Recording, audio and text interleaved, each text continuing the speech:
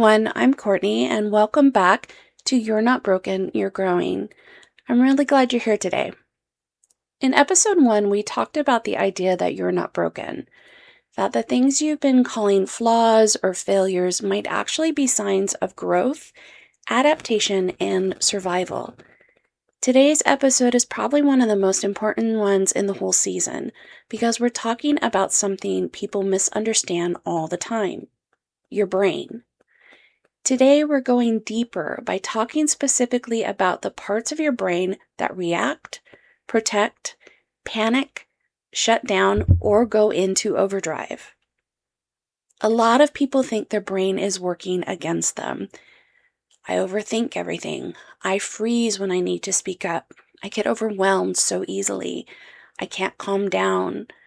I shut down when people get upset. But what if I told you your brain isn't trying to ruin your life? What if it's actually trying to protect you, even when the reaction feels confusing or inconvenient? Even when it feels like it's sabotaging you? Even when it feels like it's overwhelming or overreacting?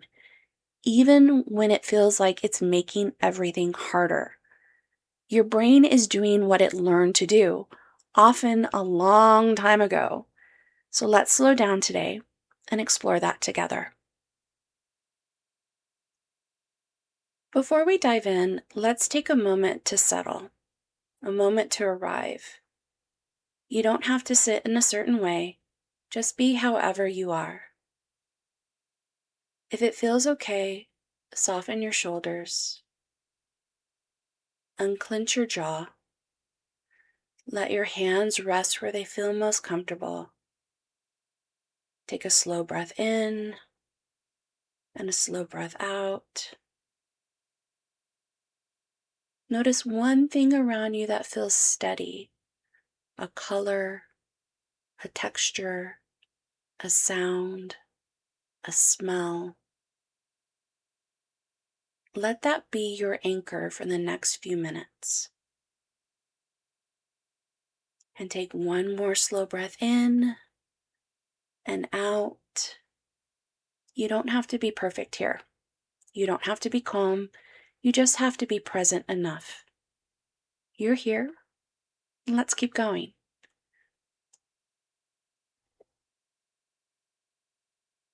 Most people think the brain's job is to help them feel good, stay motivated, or make good decisions.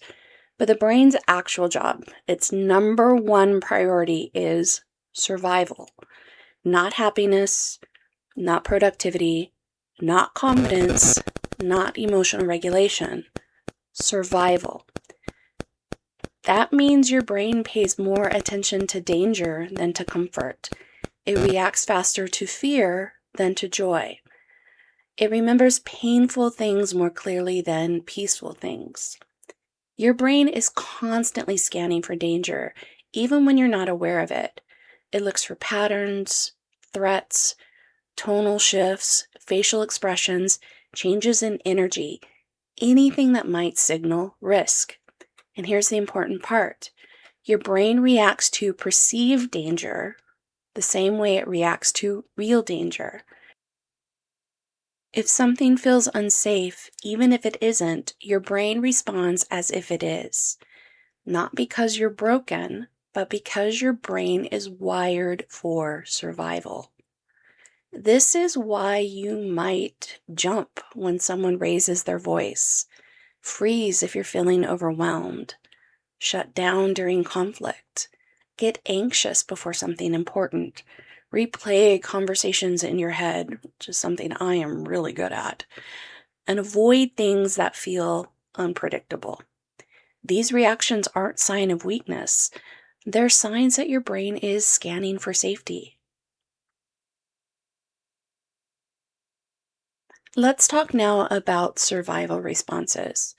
These are not personality traits, they're not flaws, and they're not choices. Most people know or have at least heard about fight or flight, but there are actually 4 common survival responses: fight, flight, freeze, and fawn. And every single one of them is normal. Fight doesn't always mean yelling or punching. It can look like irritability, frustration, or feeling defensive. Your brain is saying, I need to protect myself. Flight can look like avoiding a conversation, staying busy, or distracting yourself. Your brain is saying, let's get away from this. Freeze is when your body slows down or shuts down. You can't think clearly, can't speak, or you may even feel disconnected.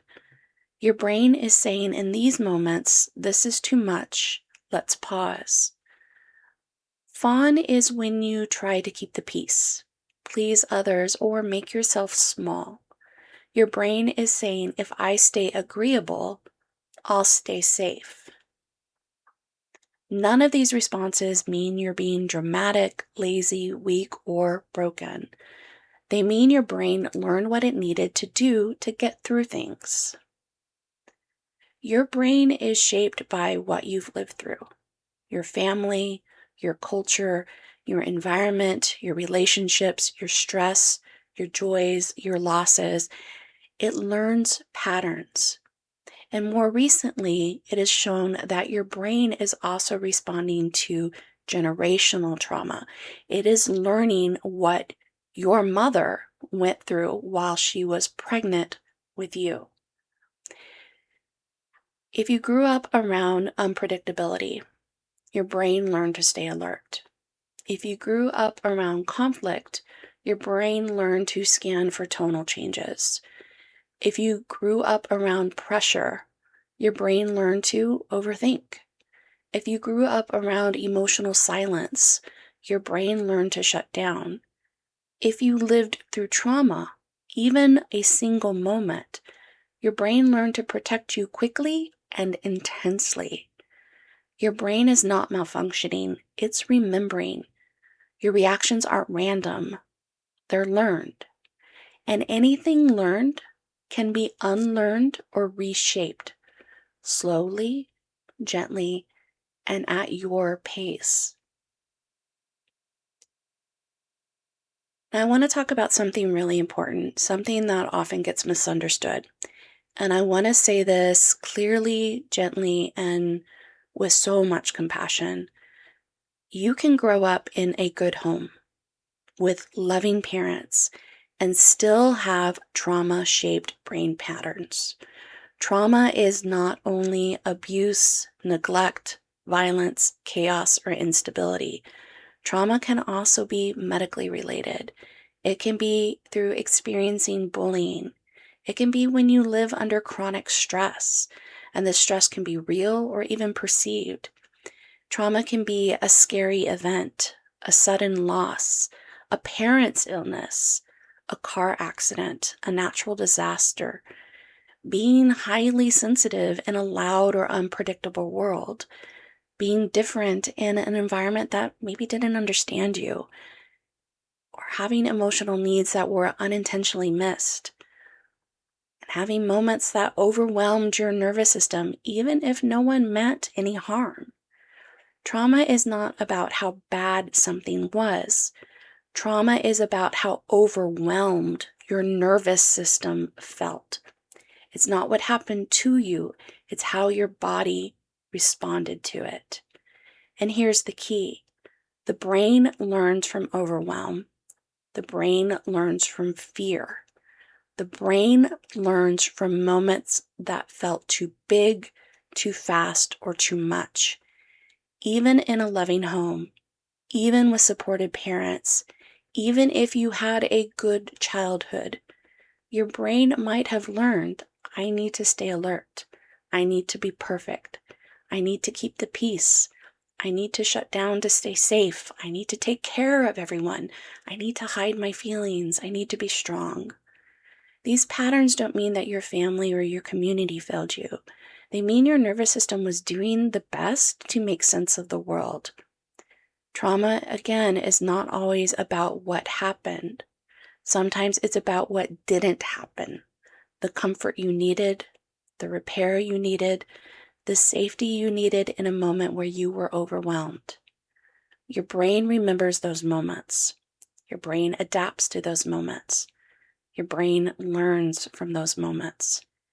And those learned patterns can show up decades later.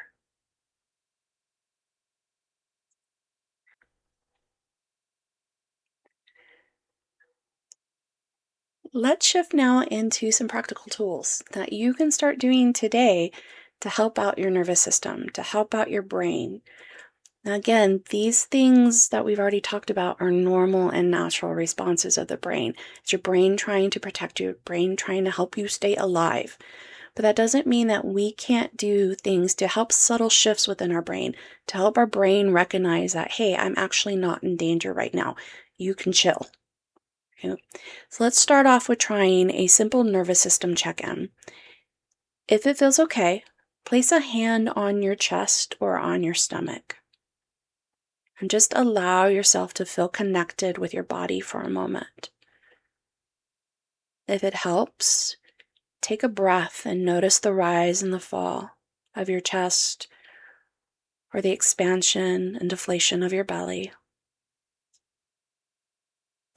And now ask yourself, am I in danger or am I uncomfortable? Most of the time, the answer is I'm uncomfortable, but I'm not in danger. When you recognize this, when you can answer this question for yourself, take a slow breath in and a slow breath out. Let that oxygen flow up to your brain. Take a pause and tell your brain, thank you for trying to protect me.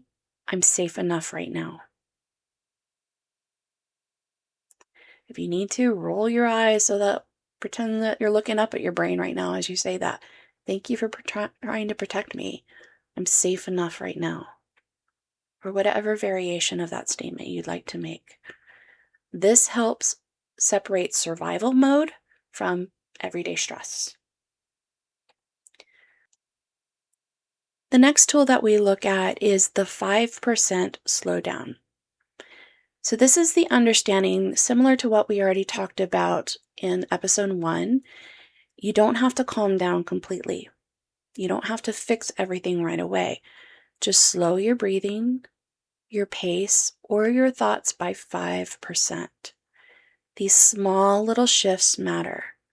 So if you're feeling like your breath is kicking up, sometimes you may hold it for just a second and it forces your body to shift into taking a longer exhale, which then gets your breath back into a normal pattern. Or try to do that longer exhale on your own by breathing in through your nose for a slow count, maybe to 4, and then taking a nice, slow, long exhale for 6 or 7. There are many other breathing techniques that will help with this, and we'll talk about some of those in later episodes. Or you can also check out my channel on YouTube, The Mystic Therapist, that goes into a lot of different techniques and strategies that you can do, including meditation and other somatic exercises. So remember, your brain needs safety. Your brain doesn't calm down because you tell it to. It calms down when it feels safe. Safety can come from a soft tone, a predictable routine, having that supportive person or animal, a grounding object.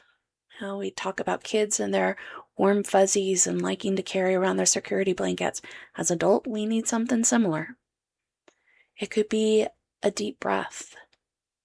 It could be just taking a pause, setting a boundary, taking a moment to rest. You don't need to be perfect. You just need to be safe enough.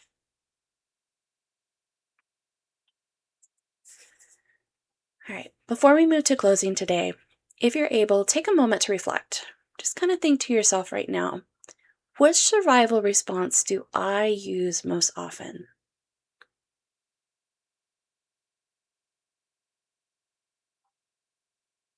What situations make my brain feel unsafe, even if they aren't dangerous?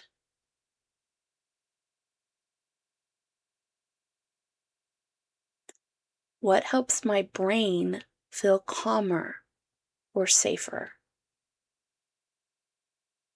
If you want to spend a little bit more time reflecting on this, you can pause the episode here, go grab a piece of paper, something to write down on, or open up the Notes app on your phone and answer these questions for yourself. Which survival response do I use most often?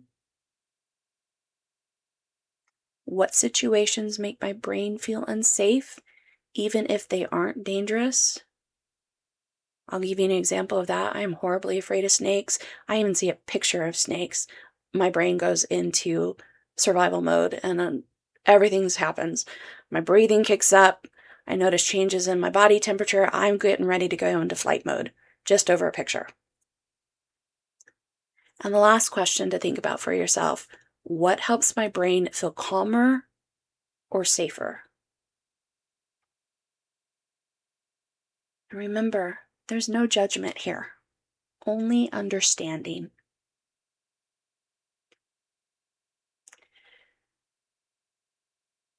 As we close today, I want you to remember this. Your brain is not your enemy, even when it feels like it. Your reactions make sense. Your patterns make sense. Your emotions make sense. Your nervous system is doing the best it can with what it learned.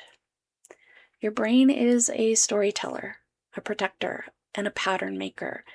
It reacts based on what it's learned, not based on your worth. You are not broken for having big feelings or strong reactions. You are adaptive.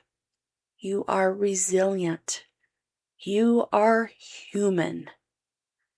And you're growing.